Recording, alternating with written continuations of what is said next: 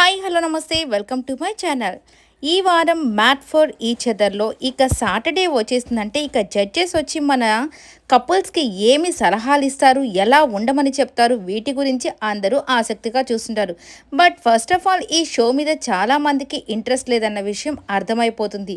ఎందుకంటే ఇక్కడ కపుల్స్ మధ్య ప్రేమ కంటే కూడా గెలవాలి అని కోపం, ఆ యొక్క ఉద్రేకం ఎక్కువైపోతుంది రోజు రోజుకి. సో శాంతంగా ఉన్న వాళ్ళు కాస్త ఫైర్ అయిపోతున్నారు.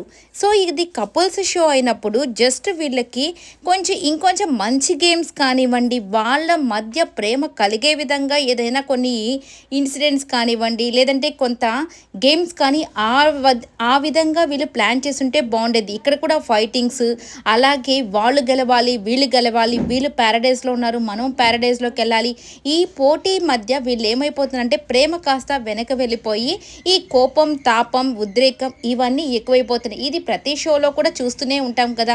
ఇక కపుల్ షోలో కాస్త డిఫరెంట్గా ఉంటే బాగుండేదేమోనని నా ఉద్దేశం. ఇక అది కూడా కాక గేమ్లో మీరు ఏమైనా చేయొచ్చని జడ్జెస్ కొంతమందికి చెప్తున్నప్పుడు వీళ్ళకి ఏమైపోతుందంటే ఇప్పుడు జాను బాను వాళ్ళు మాట ఇవ్వలేదు కదా నటరాజ్ మాస్టర్ వాళ్ళకి, సో కాబట్టి మేము చేసామని వీళ్ళు చెప్తున్నారు. అది కరెక్టే అనుకోవచ్చు. కానీ ఇప్పుడు నీతూ మాస్టర్ ఏంటి, ఆమె నాకు దాంట్లో పోయిను అని చెప్పకపోయినా నేను చెప్పినప్పుడు కామ్గా ఉన్నదంటే మేబీ ఆమె మాట నిలబెట్టుకుంటుందేమోనని ఏమనుకునింది కదా. సో ఇట్లాంటివన్నీ ఏంటంటే కాన్ఫ్లిక్ట్ అయిపోతున్నాయి అనమాట. ఇక్కడ నటరాజ్ మాస్టర్ ఉద్రేకంతో, కోపంతో అన్నీ పడేస్తున్నాడు, కోపంతో మాటలు అనేస్తున్నాడు. ఈయనకేంటంటే ప్రతిసారి ఓడిపోయినప్పుడల్లా మాట్లాడడం ఎక్కువైపోతుంది.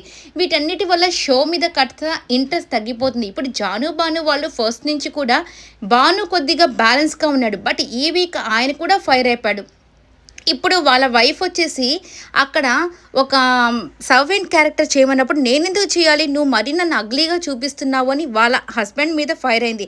ఆయన చెప్పేది ఇక్కడ వినట్లేదు.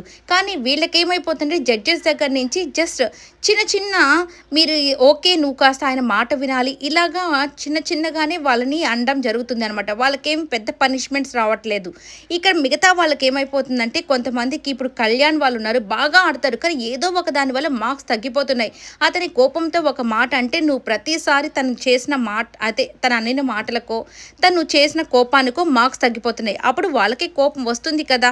ఇప్పుడు కోపం వచ్చినప్పుడు చూపించడం మంచిదంటారా, అన్నీ దాచుకొని ఏదో అంటే ఫేక్గా ఉండడం మంచిదంటారా? సో వీళ్ళేం చేస్తున్నారంటే ఫేక్ వాళ్ళని మాత్రము కొద్దిగా ఓకే మీరు ఫేక్గా ఉన్నా కానీ అంటే అనిపిస్తుంది, కానీ ఇట్లా మారండి అని చెప్తున్నారు, కానీ కరెక్ట్గా చెప్పట్లేదేమో అని జడ్జెస్ చాలామంది ఫీల్ అవుతున్నారు.